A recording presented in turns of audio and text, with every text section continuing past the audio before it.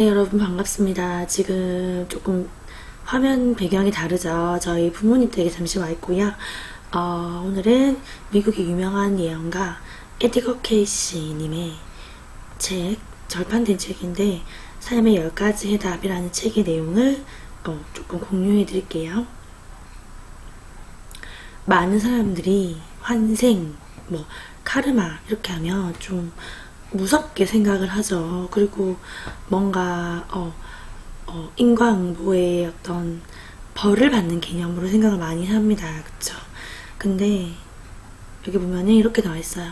카르마를 징벌의 과정으로 여기는 사람들에게는 이 환생이라는 개념이 되게 처벌로서 생각하시는 분이 많은데, 에디거 케이시님께서는 카르마는 징벌이 아니며 각 개인이 과거 생에서 행한 실수들을 긍정적으로 보상하는 기회, 과거 생에서 내가 저지른 실수나 어떤 그런 타인에게 해를 입히거나 부정적인 행동을 했을 때 그것을 긍정적으로 보상하는 기회라고 표현을 하십니다. 그러니까 우주는 균형의 법칙이 존재하기 때문에 내가 어떤 행위를 했으면 그 행위에 맞는 보상의 기회를 받음으로써 균형을 맞춰가는 거죠. 저 어떤 전생을 리딩을 하시는 최면 전생 리딩가이시기도 한데요. 어떤 리딩 의뢰인께서 이렇게 질문을 하십니다. 내가 뭐 때문에 지구에 왔습니까? 에디거 케이시는 이렇게 대답합니다. 당신이 과거에 과거 생에 행했던 모든 것을 극복하기 위해서입니다. 당신이 시작해놓고 아직 완수하지 못한 일들을 끝마치기 위해서입니다. 그러므로 카르마는 우리가 다른 사람들에게 다른 생명들에게 행했던 그런 악행을 그대로 돌려받는다는 그런 필연적인 인과응보의 의미는 아닙니다. 그리고 그것은 자신의 과거 행위를 직시하고 그것을 감내해야 한다는 의미이지만 우리는 응보라는 의미에 구속되지 않고 카르마를 청산할 수 있습니다. 예를 들어서 설명이 되어 있습니다. 예를 들어 과거에 남을 학대했던 사람이 현생에서 학대받는 사람으로 환생할 필요는 없는 것이죠. 자세히 말하면 그는 학대받는 여성이나 아이들을 돕는데 자신의 삶을 헌신할 수 있으며 그들의 고통을 자기 것인 양 느끼며 공감하며 그 고통을 경감시키는데, 즉 긍정적인 방법으로 자신을 희생할 수도 있다는 겁니다. 그래서 어떤 의미에서 카르마는 우리가 세상과 자신의 영혼에 대해서 가지고 있는 의무라고 할 수 있죠.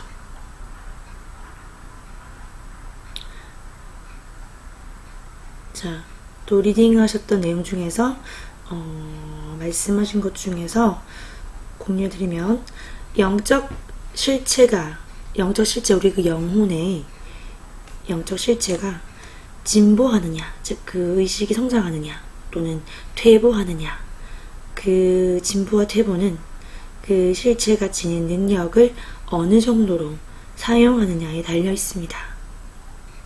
여기서 언급된 능력이란 그 영적 실체가 과거 생을 통해 발전시켜온 기술과 성향들을 말합니다. 과거 생을 통해 발전시켜온 기술과 성향들, 그 능력을 어떻게 얼마나 사용하느냐. 각 영혼은 그 실체가 과거 생에서 개성과 인격의 일부로서 획득한 능력을 지닌 채 새로운 물질 경험의 기회를 맞이하게 됩니다. 각 영적 실체는 신과의 더 밀접하고 강렬한 영적 교류를 준비하는 희망을 지니고 환생합니다. 그러니까 환생을 할 때마다 우리의 영혼은 그 근원 에너지, 그 참나, 신성, 그 신, 온 우주라고 다 표현할 수 있겠죠? 그 근원과의 더욱더 밀접한, 더욱더 강렬한 영적 교류를 준비하고 희망하며 태어난다는 거죠. 이 리딩 후반에서 K씨는 만약 그 영적 실체가 세상을 더 나은 것으로 만들지 않는다면, 혹은 그런 일에 기여하지 않는다면 그 실체는 자신이 인생에서 실패했다는 느낌을 가질 것이 분명하다고 말했죠.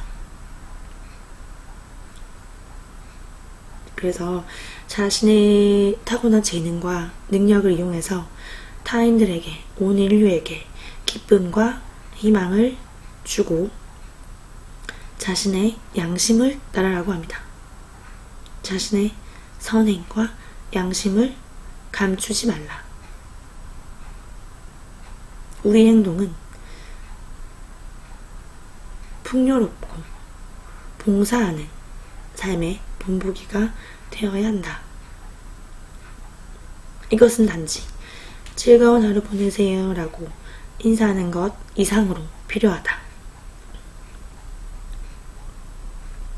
우리가 만나는 모든 사람들에게 희망과 기쁨의, 그리고 인내와 사랑과 조화를 가져다 줄 수 있도록 자신의 재능을 활용해야 한다. 친절, 온화함, 사랑.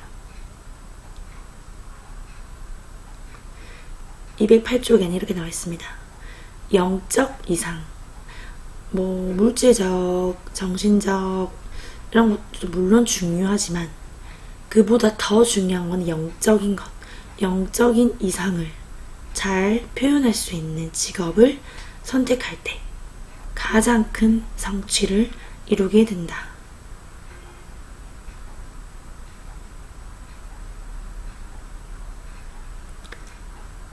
당신 자신이 준비를 갖추면 그 일은 실현이 됩니다. 창조력과 함께 할 준비를 한 사람은 신의 기쁨 속으로 들어갈 수 있습니다. 라고 되어 있고요. 이분은 거의 20세기 최고의 예언자로 서양에서 인정받고 있는 분이시고, 예언가이자 전생 리딩가이시고요.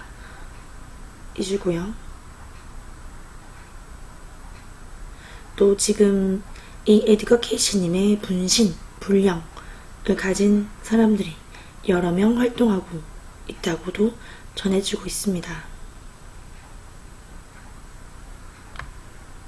자, 마지막으로 한 개만 더 공유해 드릴게요.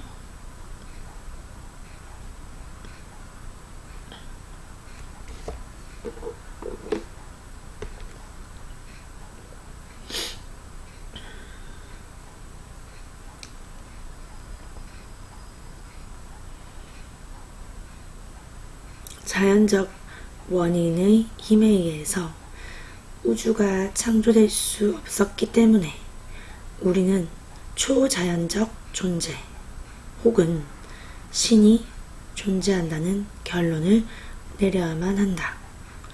더구나 신은 창조주일 뿐만 아니라 우주를 지속시켜가는 보호자이다. 모든 곳, 모든 것 안에 신성이 있다고 하죠. 우리 각자 한 명 한 명 안에도 신성이 있고, 작은 강아지 한 마리, 그리고 풀 한 포기, 나무 한 그루, 벌레 한 마리, 의자 하나, 책상 하나, 이런 생명이 없는 물건들에까지도 신성이 깃들어 있다고 하죠. 호포노포노에서도 그래서 생명이 없는 그런 물건들이나 건물에도 너를 사랑해, 그리고 그 네 마디 정화의 말, 미안해, 용서해, 미안해요, 용서해주세요, 고마워요, 사랑해요, 그 정화의 말을 하고, 또는 뭐 아이스 블루라는 표현도 있죠. 그렇게 너를 사랑해 하고 그런 정화의 말들이 실제로 그 물건과 공간의 기운을 바꾼다고 하죠. 그리고 나의 사람의 어떤 그런 부정적 무의식 속에 수많은, 우리가 기억하지 못하는 수많은 부정적인 감정들, 기억들을 정화시켜주죠. 그래서 호포노포노에 나오는 그런 효련 박사님도 그 정신병동에 수용되어 있는 정신병동 환자들을 만나지도 않은 상태에서 고대 하와이안들의 정화법인 호포노포노를 통해서 치유시키는 기적적인 일들이 일어나기도 했습니다. 자, 에드거 케이시님의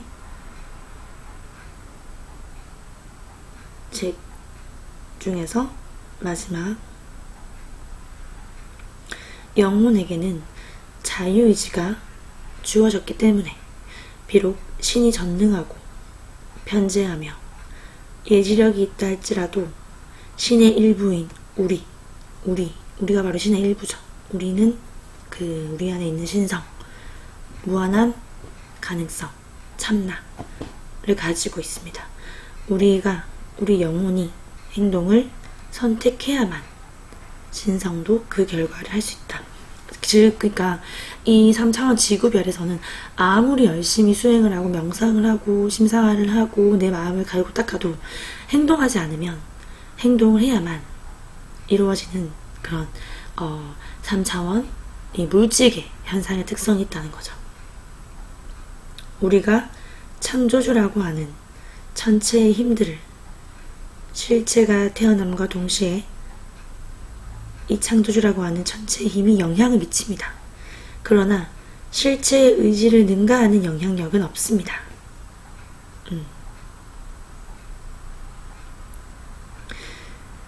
전 우주인 전능한 창조의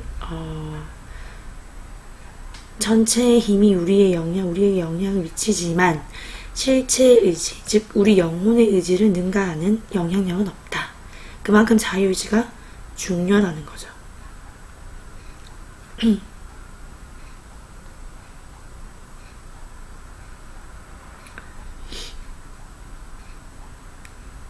우리가 노력을 지속함으로써 인내는 능동적인 것이 됩니다. 비록 노력의 결과를 즉각적으로 볼 수는 없겠지만 우리 대부분에게는 자신의 부정적 태도를 제거하기 위해서 해야 할 일들이 있죠. 우리에게는 즉각적으로 성공하지 못했다고 해서 의기소침할 이유가 없습니다. 노력을 계속 해야 하는데 이때 인내는 우리를 돕는 하나의 도구가 됩니다. 한 사람 한 사람이 자신의 인생을 돌아보도록 합시다. 하루 종일 그 어떤 불친절한 말도 하지 않도록 합시다. 그 누구에게도, 그 누구에 관해서도 매정한 말을 사용해서는 안 됩니다. 그리고 그 하루가 우리에게 무엇을 가져다 주는지 시험해 봅시다. 즉, 그 디펙 초프라님의 말씀이 떠오릅니다. 디펙 초프라님의 책들에 보면은 우리 에고는 계속 판단하고 분별하고 비판하고 그런 것을 좋아한다고 하죠. 하지만 우리 안에 있는 신성, 참나, 진짜는 판단하지 않고 비판하지 않고 있는 그대로 온전히 다 받아들이고 수용합니다.